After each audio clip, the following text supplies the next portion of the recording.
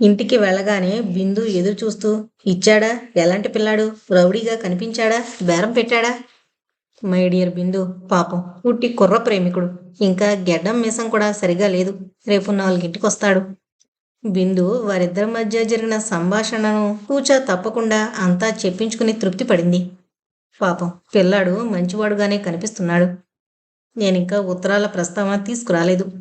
చూద్దాం, రేపు మనిద్దరం కలిసి మెల్లగా రాబడదాం అందామే. అందుకే నీ సహాయంతో ఈ పని చేయొచ్చునని ఇక్కడికి రమ్మన్నాను. చూద్దాం, వస్తే మంచివాడు, రాకపోతే అతి చాకచక్యంతో ప్రయత్నించాలి. భోంచేసి వెంటనే తాత దగ్గరికి వెళ్ళాడు. రవి, నేను వస్తాను, ఆ పిల్లవాణ్ణి చూడాలి అన్నాడు సుందరయ్య ఆత్రంగా. అయితే రేపు 4ంటికి రా, లేదా మధ్యాహ్నం అక్కడే భోంచేయి, అమ్మకు చెబుతాను అని లోపలికి వెళ్ళాడు. కమల అంతా విని, జాగ్రత్త, ఆ పిల్లవాడి మనసు నొప్పించకండి అంది. మరుసటి రోజు 4:30 అయింది కానీ అనిల్ జాడలేదు. డోకా ఇచ్చాడు అంది బిందు సీరియస్గా. అప్పుడే అతనికి డిగ్రీ అంటగట్టకు బిందు. ఈ కాలంలో వారికి కాలం విలువ తెలీదు. టైం సెన్స్ అస్సలు లేదు. తన కోసం అవతల వారు నిరీక్షించాలి. అందులోనే ఉంది గొప్పతనం. తాతయ్యకు కాఫీ బజ్జీలు పెట్టి అనిల్ కోసం తామిద్దరూ ఆగారు. మీ తోట ఎలా ఉంది అని అడిగాడు తాతయ్య. మొక్కలొచ్చాయి. అమ్మగారు తగ్గారు. కానీ తాతయ్య, అన్నింటికన్నా ముఖ్య విషయం మా స్టాఫ్లో మార్పు. ఏం, టైంకి వస్తున్నారా? లేదు, టైంకు రారు, కానీ వచ్చిన తర్వాత పనులు సక్రమంగా చేసుకుంటున్నారు. చురుకుదనం హెచ్చింది. కంప్లైంట్స్ వస్తే వెంటనే వెళుతున్నారు. అంతా కూడబొలుకుని అమ్మగారి సెగలోకి పువ్వులు పంపుతున్నారు. ఆమెకు చాలా సంతోషంగా ఉంది. అదే కావలసింది. అమ్మగారు ఆనందంగా ఉంటే అయ్యగారు కూడా సంతోషిస్తారు. అయ్యగారు బాగుంటే అందరికీ లాభం కదా. అంటే మీ స్టాఫ్ అంతా తానవ్వక తప్పించుకు తిరుగువాడు అలా ఉన్నారన్నమాట. ఆయన నవ్వాడు. అంతేకాదు, 3-4 వ్యతిరేకులు. అది సహజం. ఇంట్లో గాని సమాజంలో గాని ఎవరైనా మేలు కోరి సాముదాయిక రుగ్మతలను పోగొట్టాలని ప్రయత్నిస్తే ప్రోత్సహించేవారు కొందరైతే వెనక్కి లాగేవారు కొందరు. మన ప్రయత్నం బలంగా నిలిచి సఫలమవడం, విరగడం ఆ 2 వర్గాల్లో బలవంతులెవరో వారి మీద ఆధారపడి ఉంటుంది. ఈ ఘర్షణ ప్రతి తరంలో ఉన్నదే కదా అంది బిందు. తలుపు మీద చప్పుడైంది. ముగ్గురు ముఖాలు చూసుకున్నారు. తలుపు తీశాడు రవి. అనిల్ లోపలికొచ్చి ఒక వృద్ధుణ్ణి చూడగానే ఇబ్బందిగా ఫీలయ్యాడు. ఇద్దరికీ పరిచయం చేసి కూర్చోండి అని కుర్చీ చూపాడు. ఒక్క చూపులో ఆ గదిని చూశాడు. గోడకు క్యాలెండర్, ఒక చిన్న ఆయిల్ పెయింట్ వేలాడుతున్నాయి. 4 పేంబెత్తం కుర్చీలు, చిన్న బల్ల, ఒక పక్కగా మడిచిపెట్టిన మడత మంచం, ఒక మూల ఒక పెట్టె మీద నోటు పుస్తకాల దొంతరలు. బిందు కాఫీ బజ్జీలు తెచ్చిపెట్టింది. అనిల్, మీరు అన్నాడు తాతయ్య వైపుకు సాసర తోసి. పెద్దవాణ్ణి, నాకు టైంకు జరగాలి. 4 గంటలకే అమ్మాయి పెట్టింది. నువ్వు రావేమో అనుకున్నాను. టైలర్ దగ్గరకు వెళ్ళవలసి వచ్చిందండి, అందుకే ఆలస్యమైంది అన్నాడు. రవి అనిల్ ప్యాంట్ కేసు చూశాడు. అది కొత్తది కాదు, ఇస్త్రీ చేసిన పాతదే. పర్వాలేదు, ప్యాంట్ నువ్వు వేసుకురావాలని లేట్ చేయలేదు. అనిల్ మనసులో ఓ అనుమానం వచ్చింది. మాధురిని అంతా చాలా ధనవంతుల పిల్ల అన్నారు. మరి రవిల్లు ఇంత సింపుల్గా ఉందేంటి? తమకిష్టం లేని పెళ్లి చేసుకున్నాడని తరిమివేశారేమో. ఏం గ్రూప్ బాబు నీది? తాతయ్య అడిగాడు. Maths, physics, chemistry. బాగా చదువు సాగుతోందా? బాగానే చదువుకుంటున్నానండి. మీ నాన్నగారేం చేస్తారు? టౌన్ ప్లానింగ్ ఆఫీస్లో హెడ్ క్లర్కుగా ఉంటున్నారు. తాతగారు తనను ఇలా ప్రశ్నించడం అనిల్కు నచ్చలేదు. వెంటనే అటు తిరిగి, రవిగారు, మీరెక్కడ పనిచేస్తున్నారు అని అడిగాడు. విద్యుచ్ఛక్తి ఆఫీస్లో జూనియర్ ఇంజనీర్గా ఉన్నాను. మీకు క్వార్టర్స్ ఇవ్వరా? ఖాళీలు లేవు. అయినా బిందు స్కూలుకు దగ్గర అని ఈ ఇల్లు కుదుర్చుకున్నాం. తెలుసుగా బాబు, ఇంట్లో వారిని ఎదిరించి ఈ పెళ్లి చేసుకున్నాడు. తాతయ్య గొప్పగా చెప్పాడు. మీరు? నేను ప్రోత్సహించిన వాళ్లలో నేనొకణ్ణి. ఇంకా రవి తల్లి కూడా. అనిల్కు ఆశ్చర్యం వేసింది. ఈ ముసలతను ఆమె ఎస్ అన్నారా? బిందు అంది. మా 3 మామగారులు మమ్మల్ని ఇంట్లోకి రానివ్వలేదు. నేను మామూలు టీచర్ కూతుర్ని. అయితే మాత్రం ఏమున్నదండి, రవిగారు స్వతంత్రులు, ఆర్థికంగా ఇబ్బందులు లేవు, మంచి జాబ్ ఉంది. పెళ్లి చేసుకుని హాయిగా వేరుగా ఉన్నారు. ఇక సమస్యే లేదు. అవును, అదే నేను అనుకుంటాను. మా వారికి మంచి పని ఉండబట్టి కదా ఇలా ధైర్యం చేయగలిగాము. మా మామగారు మంత్రిగా ఉండి పేరు ప్రతిష్టలు సంపాదించుకున్నారు. వారి హోదాకు తగిన సంబంధాలు ఎన్నో ఉన్నాయి. కానీ వీటినన్నిటినీ కాదని నిలబడగల శక్తి ఉంది కాబట్టి మేం దంపతులం కాగలిగాం. అనిల్ తన దృష్టి తాతయ్య మీదకు మళ్లించాడు. మీరు వీరికి చేయూతనివ్వడం ముదావహం. సాధారణంగా ఇళ్లల్లో పెద్దవాళ్లే ఇటువంటి వాటికి ఆటంకంగా నిలుస్తారు. నువ్వన్నది నిజమే అనిల్. మా కాలపు సామాజిక ధర్మం, ఈ కాలపు సామాజిక ధర్మం ఒకటిగా ఉండాలనే నేను కోరేది. ఇటువంటి వివాహాలను సంఘ సంస్కృతులు ప్రోత్సహించారు. వీటి ఔన్నత్యాన్ని ఆనాడు మేం గుర్తించాం. ఈనాడు మీరు గుర్తించాలి. మాలోని సంకుచిత భావాలు, ఆచరణయోగ్యం కాని ఆదర్శాలు వేదిక ప్రసంగాలకే పరిమితమై ఉండేవి. కానీ ఇప్పుడు ఈ యువ ప్రపంచం ఆచరణలో పెట్టి ఒక్క వివాహ విషయంలోనే కాదు, సమాజంలో ఎదురయ్యే ప్రతి సంఘటనను అందరికీ మనకు అనుకూలంగా ఉండేటట్లు నీతి నిజాయితీలతో మలుచుకోవాలి. ఇంకా పరాధీన భావాన్ని మనసులో పెట్టుకుని వ్యక్తిగత స్వాతంత్రాన్ని బయటికి చూపకపోవడంలో కూడా పరాజయం ఉంది. నా మినిస్టర్ కొడుక్కి ఏం చెయ్యాలన్నా భయమే. ఆ భయం రవికి లేదు. దీని తేడా ఏంటంటావ్? అనిల్ పకపకా నవ్వాడు. అతడు ప్రజాసేవకుడండి. రవిగారు చిన్న సంఘ సేవకుడు. బాగా చెప్పావు అని తాతగారు నవ్వారు. అందుకే మొదట స్వతంత్రుడుగా, ఆ తర్వాతనే సంఘానికి మేలు చేయి. ఇది మోటుగా పెట్టుకోవాలి అంది బిందు. తాతయ్య లేచాడు. నేను వెళ్తాను. నా పార్కు బెంచి నన్ను పిలుస్తోంది. అనిల్ నమస్కరించాడు. ఆయన వెళ్ళిపోయాడు. ముగ్గురు మౌనంగా కాసేపు కూర్చున్నారు. బిందు ప్రారంభించింది. మా మాధురికి భయంగా ఉంది. మీరంతా ఏమైనా అంటారనా? చటుక్కునన్నాడు. చూశారుగా తాతయ్య గారి మనస్తత్వం ఎలాంటిదో. మా వారు కూడా అవసరపడి ఏమీ అనరు. కానీ మాధురికి మరో భయం పట్టుకుంది. ఏంటో? ఆత్రంగా అడిగాడు. ఆమె మీకు ఉత్తరాలు రాసిందట కదా, వాటి విషయం. బిందు పూర్తిగా చెప్పలేదు. రవి మౌనంగా ఉన్నాడు. అనిల్ ఆలోచిస్తున్నాడు. తనను ట్రాప్ చేయడానికా? తను ఉత్తరాలిస్తే వాటిని మాధురి ముఖాన కొట్టి వీళ్ళు హింసించరు కదా. ఆ సమయంలో వారి సంభాషణల్ని పునరావృతం చేసుకున్నాడు. ఏమి మోటో అది? స్వతంత్రుడుగా సంఘసేవ చేయి. ఇలాంటి సంభాషణ జరిపిన వీరిలో ఇంత కుత్సితమైన బుద్ధుంటుందా? మాధురి చిన్నపిల్ల, ఏమీ తెలియని అమాయకురాలు. ఉత్తరాలు తనకు అందితే నిశ్చింతగా ఉంటుంది. నేను స్త్రీని అనిల్, మరో స్త్రీ తరపున కోరుతున్నాను. వాటినిచ్చావంటే ఆజన్మాంతం కృతజ్ఞులం. అనిల్లోని మానవుడు కాస్త వెనక్కి తగ్గాడు. దానవుడు తలెత్తాడు. వీళ్ళు ధనవంతులు, మినిస్టర్ మినిస్టర్ అని చెప్పుకున్నారు. వీళ్ల దృష్టిలో మంచిగా ఉంటే ముందు ముందు లాభమే. ఏ పని జరగాలన్నా వీళ్ల సహాయం తీసుకోవచ్చును. అంత చక్కగా రాసిన ఉత్తరాల్ని ఇవ్వడమా మానడమా?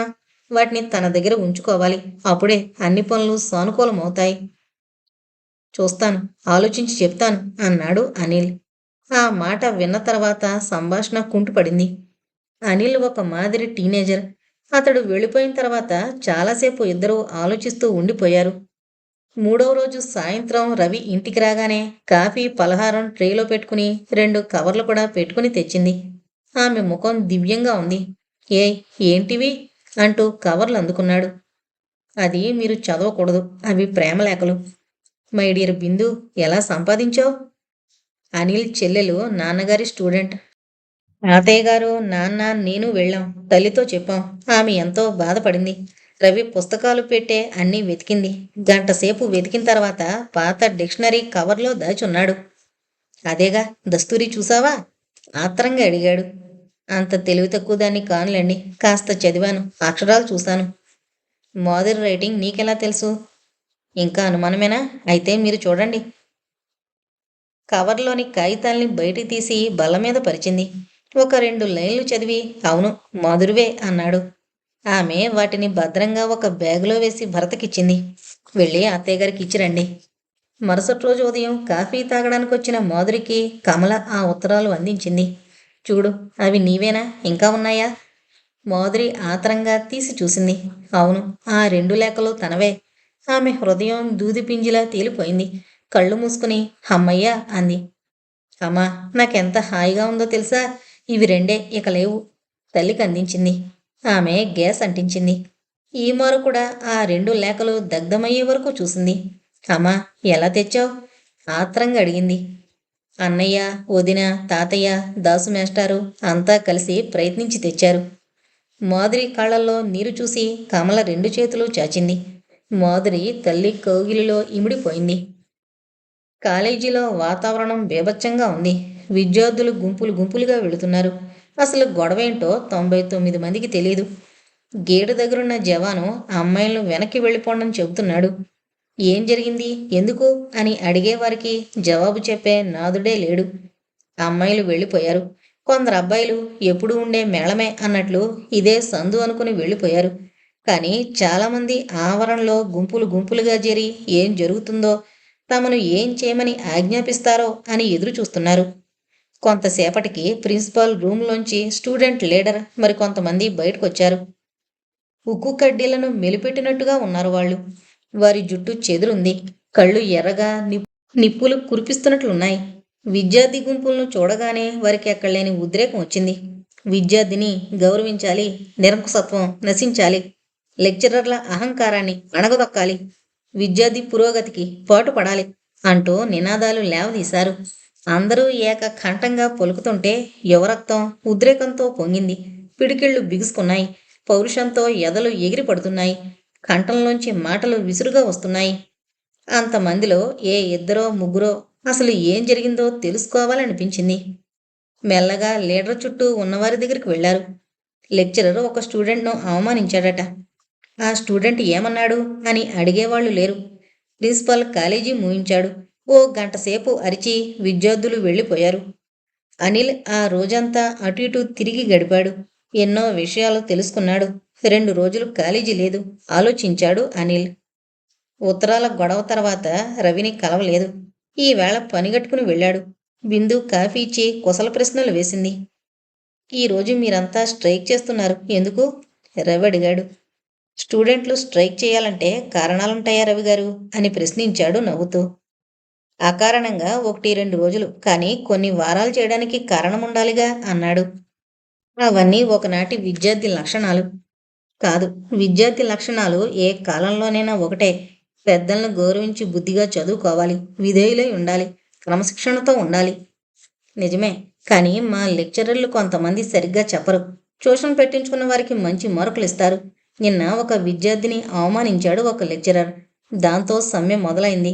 అతన్ని పనిలోంచి తీసేయాలని. అసలు లెక్చరర్లు చక్కగా బోధిస్తారో లేదో పిల్లల అభిప్రాయం కనుక్కోవాలి. అవును, కొంతమందికి సబ్జెక్టు మ్యాటర్ తెలిసినా దాన్ని పిల్లలకు అర్థమయ్యేలా చెప్పే నేర్పు లేకపోవచ్చు. దాంతో విద్యార్థులకు అసంతృప్తి. ఈ సమ్మె ఎన్నాళ్ళు జరుగుతుందో. ఆ లెక్చరర్కు మినిస్టర్ లెవెల్లో బొందు ఉన్నాడట, అనిల్ అన్నాడు. అలా అయితే మీరు బుద్ధిగా కాలేజీకి వెళ్ళడం మంచిది అన్నాడు రవి. వెళ్ళిన వాళ్ళని తరిమేస్తున్నారు కొందరు అన్నాడు అనిల్ నిస్సహాయంగా. ఊళ్ళో పెద్దలు వెళ్ళి మధ్యవర్తిత్వం చేస్తే ఈ గొడవ తగ్గుతుందేమో. అందుకే మీ దగ్గరకు వచ్చాను. తాతగారు మీరు వెళ్ళి ఏదైనా చేయకూడదా? మంచి ఆలోచనే, పదండి ఇప్పుడే వెళదాం. తాతయ్యను పార్కులోనే పట్టుకోవచ్చు. రవి, అనిల్లు పార్కుకు వెళ్లారు. సుందరయ్య తన బెంచి మీద కూర్చునున్నాడు. వీరిద్దరినీ చూసి పలకరింపుగా నవ్వాడు.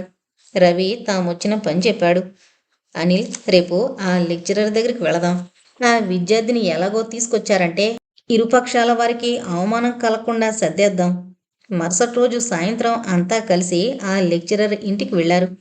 విద్యార్థుల లీడర్ వారితో ఉన్నాడు. తాత సుందరయ్య తనను తాను పరిచయం చేసుకున్నాడు. అందరూ గౌరవంగా నమస్కరించారు. మీరంతా చిన్నవాళ్ళు. పౌరుషాలకు పోయి విలువైన కాలాన్ని వ్యర్థం చేయడం, తల్లిదండ్రుల డబ్బు వృధా చేయడం మంచిది కాదు. ఎవరికేం జరిగినా నష్టపోయేది మీరు, మీ తల్లిదండ్రులు. లెక్చరర్కేముంది, మరో చోట ఉద్యోగం సంపాదిస్తారు. కానీ మీరు అన్నింట్లోనూ వెనకబడిపోతారు. సార్, మీకు కాలేజీల్లో జరిగే అన్యాయం తెలీదండి అన్నాడు లీడర్. బాబు, 2 చేతులు కలవందే చప్పుడు కాదు. లెక్చరర్లు సరిగ్గా చెప్పరు, కాపీ కొట్టనిస్తారు. మేము కాపీ కొడతాం, కొట్టనివ్వకపోతే తంతాం. విద్యార్థులు చదువు తప్ప అన్నింట్లో ఘటికులే అని వాళ్ళంటారు. గౌరవించడం రాదు, మర్యాద తెలీదు, టైం సెన్స్ లేదు అంటారు వాళ్ళు. కనుక ఇద్దరిలోనూ తప్పు ఉంది. కనుక సర్దుకుపోవాలి. క్లాసులో మీ గురువును నిర్లక్ష్యంగా మాట్లాడడం మొదట విద్యార్థి తప్పు. అవమానకరంగా మాట్లాడడం అతడి పొరపాటు. లెక్చరర్ ఉద్రేకంగా విద్యార్థులు ఎంత రెచ్చిపోయారో, ఎంత నీతి నియమం లేనివారో హద్దు లేకుండా ఇష్టం వచ్చినట్లు మితిమీరి ప్రవర్తిస్తున్నారో ఏకరువు పెట్టాడు. వీళ్ళెవరు నన్ను పనిలోంచి తీసేయడానికి అన్నాడు గర్వంగా. రవి ఆ లెక్చరర్ను లోపలికి తీసుకువెళ్ళాడు. ప్లీజ్ మీరు పంతానికి పోకండి, మీకు మంచి పలుకుబడి ఉందని విన్నాను అన్నాడు. అవును, మా బావగారి మేనమామ మినిస్టర్కు పిఏగా ఉన్నారు. వారి ద్వారా ఆగండి. చలం మినిస్టర్ మా బాబాయ్. మీరు అవమానించిన విద్యార్థి చలంగారి దగ్గరకు వెళ్ళగలడు. అతడు రవికేసి నిశ్చలంగా చూశాడు. తనకే మినిస్టర్ దూరపు చుట్టం, ఆ విద్యార్థికి దగ్గర వాళ్ళ ఉన్నాడు అనుకున్నాడు. నన్నేం చేయమంటారు? ఏం లేదు, ఐఎమ్ సారీ అంటే పోతుంది. అది నాకెంతో అవమానకరం కాదా? నాలో తప్పు లేదు. విద్యార్థిని కొట్టి తిట్టి శిక్షించే అధికారం గురువుకుంది అన్నాడు గంభీరంగా. అవును, మీరంది నిజం. కానీ నేటి విద్యార్థికి ఆ దెబ్బలను భరించే మనోబలం లేదు, ఆ తిట్లను సహించే సహనం లేదు, ఆ శిక్షను భరించే డిసిప్లిన్ లేదు. మేస్టారుకు తనపై ఏ విధమైన హక్కు లేదనుకుంటాడు. తల్లిదండ్రులు చదివిస్తున్నారు, వీడు డబ్బు కడతాడు కనుక లెక్చరర్ తనకు జవాబుదారీ అనుకుంటాడు. మీకందరికీ విద్యార్థులంటే ఎంత అసంతృప్తిగా ఉందో. ఇందులో గెలుపు ఓటమి లేదు. ఈనాటి విద్యా విధానమే కుంటుపడింది కనుక మనలో మనం సర్దుకుపోవాలి అన్నాడు రవి. అతడు మౌనం దాల్చాడు. సుందరయ్య స్టూడెంట్ లీడర్తో అన్నాడు. రాబాబు, పంతాలకు పోతే కాలేజీ మూతపడుతుంది, సర్దుకుపోవాలి. గోటితో పోయేదాన్ని కొండంతలుగా చేసి వందలాది విద్యార్థులను హింసించడం భావ్యం కాదు. ఒక విద్యార్థి ఒక మేస్టారు మధ్య జరిగిన సంఘటన కాలేజీ మూసివేతకు కారణం కాకూడదు. స్టూడెంట్ లీడర్ భృగుటీకరించి నుంచున్నాడు. మాట్లాడలేదు. లెక్చరర్ అన్నాడు. ఆ విద్యార్థి నాతో రూడుగా మాట్లాడాడు. మీరు సరిగ్గా చెప్పడం లేదు. ఎన్నిసార్లు చెప్పినా నాకు అర్థం కాలేదు. రిపీట్ చేయండి అన్నాడు చేయి ఆడిస్తూ. నాకు కోపం వచ్చింది. నీలాంటి ఎంటీ హెడెడ్ నటుకు గ్రీజు కావాలి గాని చదువక్కర్లేదు అన్నాను. వాడా మాట అనకుండా ఉన్నట్లయితే నేను కూడా అనేవాణ్ణి కాదు. ఐఎమ్ సారీ అన్నాడు. సుందరయ్య వెంటనే అన్నాడు. చూడబ్బాయ్, జరిగింది ఇది. ఆయన సారీ అన్నారు, నువ్వు కూడా ఆ అబ్బాయి తరపున సారీ అను. లీడర్ కూడా ఐఎమ్ సారీ సార్ అన్నాడు. చాలా సంతోషం, ఇక వెళ్ళిరండి. సమ్మెలో అంటూ మీ భవిష్యత్తు నాశనం చేసుకోకండి. అంతా బయటకొచ్చారు. అనిల్ వచ్చి చాలా థ్యాంక్స్ సార్ అన్నాడు. పర్వాలేదు గాని చక్కగా చదువుకో. రవిగారు, లోపల మీరు ఏం చెప్పారు? రవి నవ్వాడు. అవన్నీ పెద్దవాళ్ల సంగతులు, చిన్నవాళ్ళకి చెప్పకూడదు అన్నాడు. వీళ్ళంతా ఇంత త్వరగా లొంగుతారనుకోలేదు అన్నాడు అనిల్. అవును, తాతయ్య ఉండబట్టి లొంగారు అన్నాడు రవి. సుందరేను రిక్షాలో కూర్చుండజేసి తాను నడుస్తూ వెళ్ళిపోయాడు. అనిల్ అడుగులో అడుగు వేసుకుంటూ ఇంటి ముఖం పట్టాడు. ఇంతకు తాను ఉత్తరాల సంగతి అడగలేదు, తనకా ధైర్యం చాలలేదు. పోనీ అనుకున్నాడు. ఆ రోజు కమల మాధురిని తన రెండో కొడుకు సుమంత్ను తీసుకుని రవింటికి వెళ్ళింది. హఠాత్తుగా వాళ్ళు రావడం చూసి బిందు హడావిడి పడిపోయింది. అమ్మా, చెప్పా చేయకుండా వచ్చావు అన్నాడు. నీ ఇంటికి రావడానికి ముందుగా చెప్పాలట్రా అందామే నొచ్చుకుని. రవి ఏమైనా తేవడానికి వెళ్ళాడు. మాధురి, సుమంత్ ఆ చిన్న వాటాను కూర్చున్న చోటు నుంచి చూశారు. అన్నయ్య అంత పెద్ద ఇల్లు తోట వదిలి ఈ చిన్నింట్లో ఎలా ఉండగలుగుతున్నాడు? తల్లితో మెల్లగా అంది. ఆమె నవ్వింది. వయసుతో పాటు బుద్ధి, విశాల దృక్పథాన్ని అలవరుచుకుంటుంది. నువ్వు పెద్దింట్లో ఉన్నావు, నీది చిన్న బుద్ధి. అన్నయ్య చిన్నింట్లో ఉన్నాడు, కానీ అతడి స్వభావం స్వేచ్ఛను కోరింది. అతడిది పెద్ద బుద్ధి. ఈ 4 గోళ్లు అతన్ని బంధించలేవు. నిత్యావసరాలు తీరితే చాలు అనుకునేటంత విలక్షణమైన గుణం అతడికి ఉంది. మహామహులకే ఆ సుగుణం లేదు. మీ అన్నయ్యకుంది. అమ్మా, అన్నయ్యకు నువ్వు గాని నాన్నగాని ఏమీ ఇవ్వరా అంటే డబ్బు? సుమంత్ అడిగాడు. లేదురా, ఇవ్వలేదు. కావలిస్తే అడుగుతాడు, ఇస్తాను అంది. క్రాక్ జాక్ బిస్కెట్లు తెచ్చిపెట్టి ఏంటి మెల్లగా మాట్లాడుకుంటున్నారు? నీ సంగతే, నీకు డబ్బు సరిపోతుందా అని అడుగుతున్నారు అంది కమల. నువ్వేం చెప్పావమ్మా? సరిపోతుంది అన్నాను అంది. నిజం చెప్పాలంటే చాలదు మాధురి. అమ్మ తిండి రూపంలో ఏదో ఒకటి పంపుతుంది. పండగలు, పుట్టినరోజులకు గొడ్లు నేను కొన్ను, అమ్మే పంపుతుంది కనుక ఈ ఖర్చు కలిసొస్తోంది. బిందు కాఫీ తెచ్చింది, కారపూస పెట్టింది. కమల కాఫీ తాగుతూ అడిగింది. రవి, డబ్బు చాలం లేదా? ఎందుకని? అమ్మా, నేను ఎవరి దగ్గర నుంచి డబ్బు తీసుకోను. అంటే లంచం రూపంలో తీసుకోను, కానీ నా పై అధికారులు నా నుంచి కొన్ని మామూళ్ళు కోరుతున్నారు. ఉదాహరణకి మొన్న మా వ్యాన్ చెడిపోయింది. వర్క్షాప్లో దానికి ఏదో కొత్త పార్ట్ వేసినట్లు చూపుతాడు. నేను సంతకం చేసి రిపేర్ అయిన వ్యాన్ను తెచ్చుకుంటాను. కానీ నిజంగా ఆ పార్ట్ కొత్తది కాదు, పాతదే. దాని ధర రికార్డ్ అవుతుంది. అది మిగిలినట్లే కదా. అది నేను, ఆ వర్క్షాప్ వాడు, ఇంత నీకు ఇంత నాకు అని పంచుకుంటాం. పెద్ద రిపేర్లయితే వేలల్లో ఉంటుంది. ఇది మామూలుగా జరిగే విషయం. అలా లాభంలో నా వాటా విధిగా ఉంటుంది కనుక నా పై అధికారులు నా నుంచి ఎన్నో ఉచితంగా పొందాలనుకుంటారు. రవి, పిల్లలు సినిమాకు వెళ్ళాలనుకుంటున్నారు. అలాంటి చిన్న కోరికల నుంచి హైదరాబాద్ వెళుతున్నావుగా, ఇవి పట్రా అని 300-400 బిల్లయ్యే జాబితా ఇస్తారు. అక్కడి వాళ్ళకి విజయవాడ రొయ్య చేప కావాలి. ఎక్కడికి వెళితే అక్కడి సరుకు ఉచితంగా తెచ్చివ్వాలి. ప్రథమంలో ఈ డిమాండ్ చేయడం తక్కువగా ఉండేది. కానీ ఈ మధ్య మా ఏఈ నిర్మోహమాటంగా అడుగుతున్నాడు. మొన్న 800కు టీఏ బిల్లొచ్చింది. కావాలని 600 తీసుకున్నాడు. ఇక అది రాదు. అడిగితే సుమంత్ సలహా ఇచ్చాడు. ఇస్తానులేవోయ్ అంటారు, అంతే. ఇక అడగమని వాళ్ళకి తెలుసు. మీ డిపార్ట్మెంట్లో ఇలాంటివి చాలా ఎక్కువ అని విన్నాను అంది కమల. అన్నింట్లోనూ ఇంతేనమ్మా. మనం తీసుకోవాలి, పై వాళ్ళకి పెట్టాలి, లేకపోతే తట్టుకోలేం. చలం బాబాయ్ ఫ్రెండ్ చెప్పేవాడట. అతడు సర్కిల్ ఇన్స్పెక్టర్. ఎంత లేదన్నా నెలకు 30,000 దాకా వస్తుందట. అందులో 25,000 పైగా పై అధికారుల కోసమే ఖర్చు చేయవలసి ఉంటుందట. బాబోయ్ అన్నాడు సుమంత్.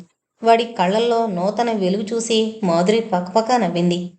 వీడికి పోలీసుల్లో పై అధికారి కావాలనుందన్నయ్య. అక్కడి వారంతా హాయిగా నవ్వారు. సుమంత్ బొంగుమూతి పెట్టాడు. లేదురా, తమాషా కందక్క అని సముదాయించాడు. కమల జాలిపడింది. మరి ఏం చేయదలిచావు? రవి గాల్లో పెద్ద సున్నా చుట్టాడు. అంటే అందరికీ సున్నా అన్నమాట, మాధురి అంది. అవును, లిస్టులు తీసుకుంటాను, కానీ తేవడం లేదు. నా దగ్గర డబ్బు లేదని అందరికీ తెలియాలని ముందే చెప్పాను. నేను మీతో కలిసి ఉండడం లేదని, స్వతంత్రంగా వేరుగా ఉంటున్నానని.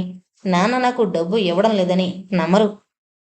ఈ రోగం ప్రపంచమంతటా వ్యాపించిపోయింది. స్ఫోటకాన్ని పూర్తిగా తుడిచేశారు. మలేరియా మీద WHO, అంతర్జాతీయ ఆరోగ్య శాఖ దాడి జరుపుతోంది.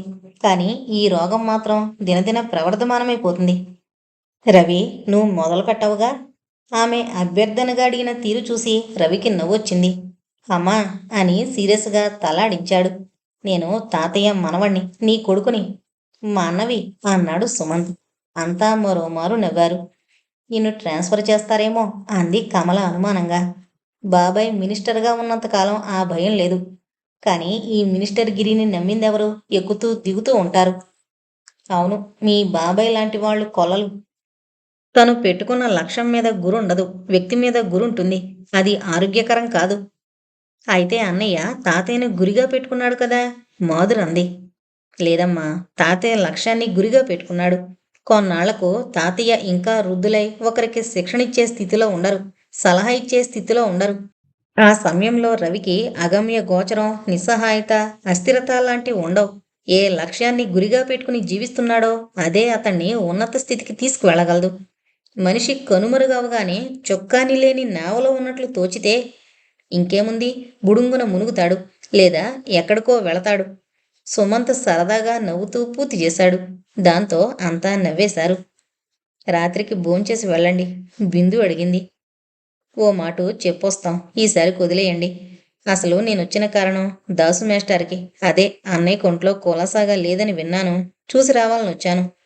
బిందు హృదయం ఆనందాన్ని పట్టలేకపోయింది. కళ్ళు వాల్చేసింది.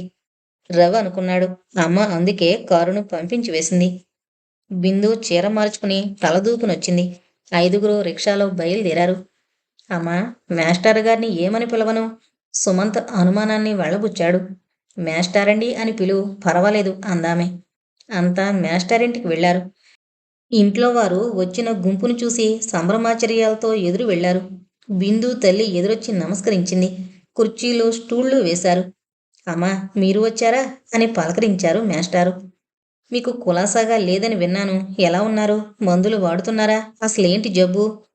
డయాబెటీస్ అమ్మా, మెడ మీద కుర్పు వేసింది, మారడం లేదు. మానకపోవడం ఏమిటి? కార్బంకులకు మందులు ఉన్నాయి కదా. వెంటనే మానిపోవాలని నాన్న తాపత్రయం, మెల్లగా తగ్గుతూనే ఉంది. పచ్యం చేస్తున్నారా? జాగ్రత్తగా ఉండాలి అంది కమల.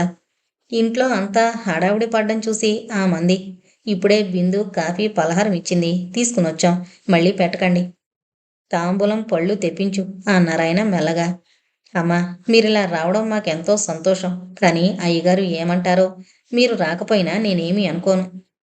అయ్యగారికి తెలియకుండా రాలేదు, చెప్పొచ్చాను. మంచి డాక్టర్కు చూపిస్తున్నారు కదూ. ఆ అని పొడిగా అండంతో కమల దాని అర్థం గ్రహించింది.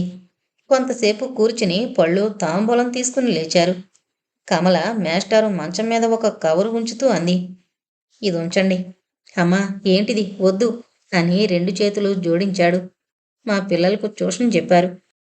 మాస్టర్ గారికి ఇచ్చినట్టు ఇస్తున్నాను. మిమ్మల్ని అగౌరవపరచాలని నా ఉద్దేశం కాదు. ఆయన ఊరుకున్నారు. అంతా బయటకొచ్చారు. రిక్షాలో రవి ఇంటికి వెళ్లారు. అక్కడ కారు కనిపెట్టుకునుంది. రవి, బిందు, ఇది మీ స్వవిషయం, కానీ అడుగుతున్నాను. మీరు ఇంట్లో ఏమైనా డబ్బిస్తున్నారా? కమలడిగింది.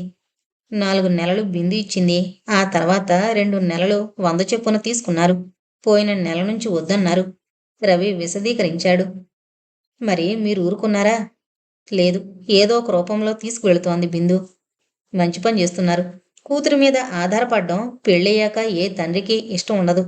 కానీ మీరుగా వారికి సహాయం చేయడం మీ ధర్మం. వెళ్ళొస్తాం. కారు కదిలింది. మూల తిరిగే వరకు వాళ్ళిద్దరూ అలాగే చూస్తూ నుంచున్నారు. కారు వెళ్ళిపోయింది. రవి బిందు నడుం చుట్టూ చేయి వేశాడు. ఇద్దరూ లోపలికి వెళ్లారు. గదిలో కూర్చున్నారు. మనసులో ఎనలేని ప్రశాంతత చోటు చేసుకుంది. కమల వెళ్ళిపోయింది.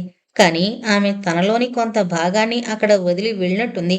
ఆమె సృష్టించి వెళ్లిన ప్రశాంతత భంగమవుతుందేమోనన్న భయంతో ఇద్దరూ మౌనంగా కూర్చున్నారు. చీకటి తెర తొలగించుకుని ఒక్క నక్షత్రం మిణుకు మిణుకుమంటూ కిటికీలో నుంచి తొంగి చూస్తుంది. రవి లైటు వేశాడు. ఆ గది దివ్యమైన కాంతితో నిండిపోయింది.